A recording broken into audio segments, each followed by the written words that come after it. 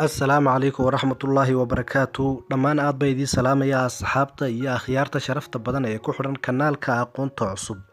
Alaaba kanaalkeena waxaa kala socotaan casharada tiknoolajiga, cilmiga kombiyuutarka, androidka iyo guud ahaan wax kasta oo ku saabsan aqoonta cusub.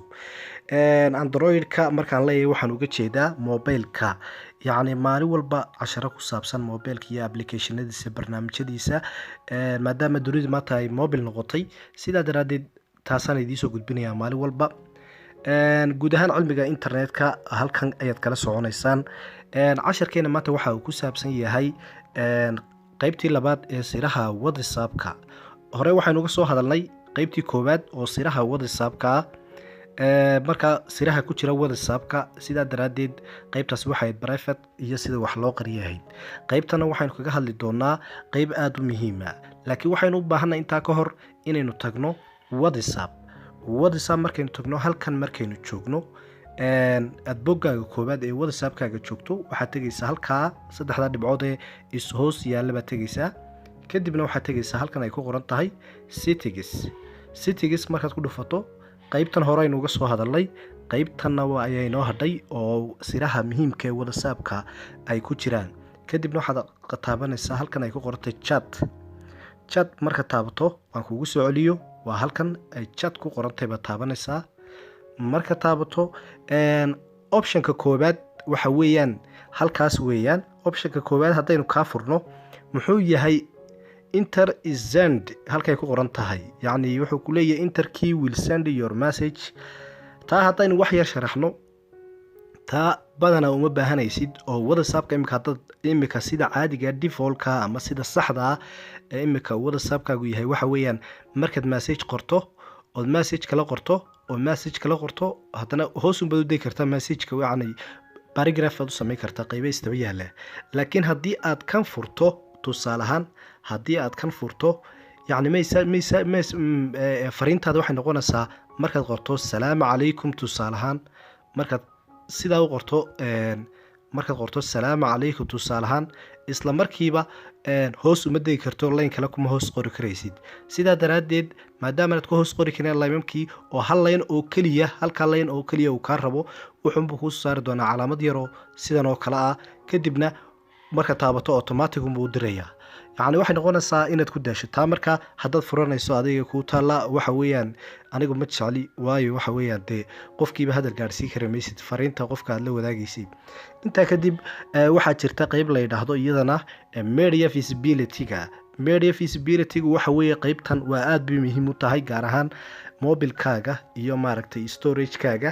yacni media visibility-ga haddii aad furato, yacni wax kasta, sawir kasta ha ahaado iyo video kasta ha ahaado oo WhatsApp-ka lagaga soo diro ama group ha lagaga soo diro ama qof ha kuu soo diro, ogsoonow haddii aad halkan furto, halkan imika inoo calaamadsan, haddaad furto toos waxay u gelayaan mobilkaaga, laakiin haddii aanad furin toos u geli maayo. taasi waa taa. marka gallery-gaagu tegaya, toos u tegaya baan ujeeda meesha sawiraantaada. taasi waa taa weeyaan. marka anigu ma jeclayna furto insha Allah, laakiin adiga haddii aad furanayso waa yacni ikhtiyaarkaaga iyo dookhaaga. intaa kadib waxaa kaloo jira qaybtan la yidhaahdo iyadana phone size, yacni farta waa inaad doorataa. yacni imika aniga fartu waxay ii taagan tahay marka ku dhufto qaybtan marka ku dhufto, imika aniga fartu waxay ii taagan tahay small line ma taagna oo wax yar fartaydu maaha, largena maaha, wax waaweynna maaha, aday kugu xidhan tahay. laakiin always inta badan WhatsApp-ku taasunbuu medium, taa dhexdhexaadkaabuu dadka u geeyaa. taasina waa muhiim weeyaan inaad fahanto. WhatsApp-ka ku hadalkiisa waxaa ka wanaagsan isticmaalkiisa inaad barato, waayo waxaanad aqoon oo aad barataa wuxuu kaa caawinayaa dhibaatada hadhow toole kaaga iman karta WhatsApp-ka.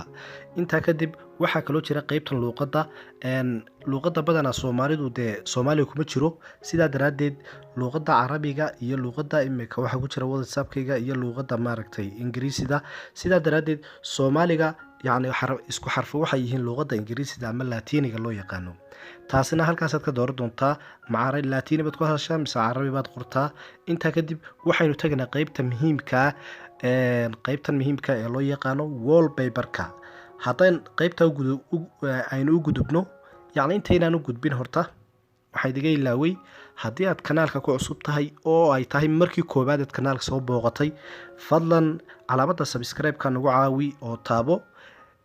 yacni waad ku xidhnaanaysaa kanaalka si aad wax kastoo aan soo dhigno aad ula socotaan. calaamadda gambaleelka ama jeleska taabo, isla daqiiqadaad calaamadda gambaleelka ama jeleska aad taabato, isla daqiiqada ayay kuusoo dhici doonaan casharada aanu soo gelino. dhammaan casharadii hore halkan baad kala soconaysaa, dhammaan casharadii hore oo xiiso badan oo weliba aada iyo aada u xiiso badan oo ku saabsan waxyaabo badan oo aanu ka hadalnay halkan baad kala socon doontaa.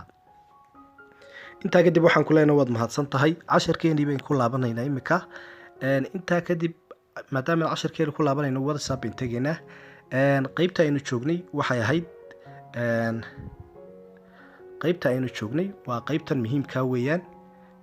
halkii baynu tegaynaa, waxaynu tegaynaa halka ay ku qoran tahay saddexda dhibcood markay tagno kadibna halka citigiska markaynu tagno kadibna waxaan tegaynaa halkan ay ku taalo chatna waxaa kusii hoos jira backup, history iyo wallpaper. marka intaasaynu baranaynaa insha allah. qaybtay laab waynu ku jiri doonaa, cashar labaadna waan ka diyaari doonaa qaybta weliba backupka oo ugu dambeysa. backupka waa muhiim weeyaan, waa cashar aada u muhiima weeyaan. sidaa daraaddeed imika waxaynu maraynay wallpaper macnihiisu waa maxay?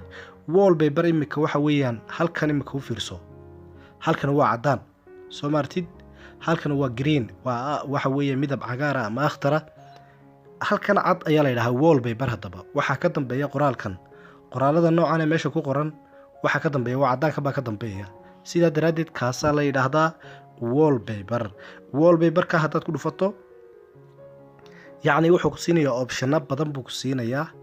ugu horeyn halkan baad tegaysaa, halkan ay ku qoran tahay galleryga haddaad ku dhufato sawirada kuu saaran ayaa waxay imanayaan bartan. aan ku yar laabto whatsappkayga. sawirada kuu saaran ayaa qofka marka aad la hadlayso halkan bay imanayaan bartan. waanayaa ku dhufanaya. waad ujeedaa sawirada kuu saaran dhammaantood ma imanaya, laakiin kii aad soo doorataa halkan buu imanaya oo qoraalkii magaranaysaa ayuu ka dambeynayaa sawirkaad soo doorato. taasi waa mid weeyaan. haddaad hore u taqaanay waxaa jira dad badan oo aan aqoon, sidaa daraaddeed saasaynu u sharxaynaa. waxaad kaloo kaasi waa mid weeyaan. kanna waxaa la yidhaha solid color baa la yidhahdaa. solid color sida kaaga muuqato waxa weeyaan midab keliya, waa midabaan sawirna la socon, waxyaalo sharaxaada la socon, waxyaabo nashqada la socon, waa midab khaasa. tusaalehaan haddaan ku dhufto imika, haddaan sidaa yidhahdo imika, haddaan doonaya inaan casaan ka dhigo ama guduud aan ka dhigo oo aan kaa taabto, tusaalehaan markaan sidaa u taabto qoraalka wuxuu noqonayaa, waad ujeedaa qoraalkii qofka aan isweydaarsanayna tusaalaha waa kan kusii tusaya whatsappka. kadibna halkan waxay noqonaysaa guduud ayay noqonaysaa. kadibna haddaan mid kale imika eego, tusaalehaan haddaan yalow ka dhigo, tusaalehaan huruudi ama jaale, waad ujeedaa qoraalkii labadii qof ee qoraalka isweydaarsanaya waa kan. meeshana waxay noqonaysaa mar walba oo qoraal ka dambeysa yalowga. haddaynu mid kale eegno waxaa kaloo jira iyadana, haddaan doonayana ka dhigo yacni madow black haddaan ka dhigo saasay noqonaysaa. mugdi haddaan doonayna ka dhigo iyadana waa taa weeyaan. laakiin intaa markaad doorato solid colorka aad doonayso, nooca colorka aad doonayso, halkan ay ku qoran tahay set ayaad ku dhufanaysaa.